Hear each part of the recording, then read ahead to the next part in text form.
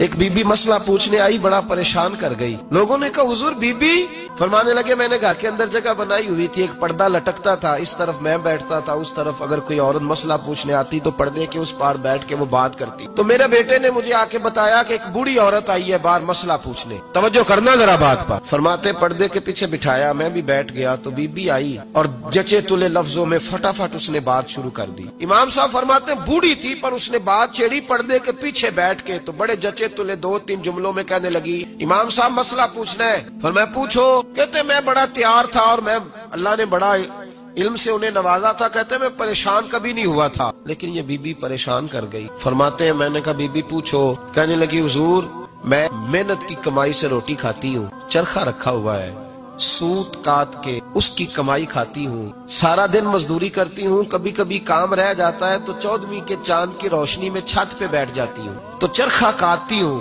بادشاہ کا لشکر میرے قریب سے کبھی کبھی گزرتا ہے، ان کے پاس بڑی بڑی لالٹینیں، بڑے بڑے ان کے پاس روشنی کے بندوبست ہوتے ہیں۔ لشکر بادشاہ کا گزرتا ہے تو بہت بڑا لشکر ہوتا ہے، کئی کلومیٹر تک وہ گزرتا جاتا ہے، تو کئی دفعہ اچانک اس کی روشنی بھی میرے چرخے پہ پڑ جاتی ہے۔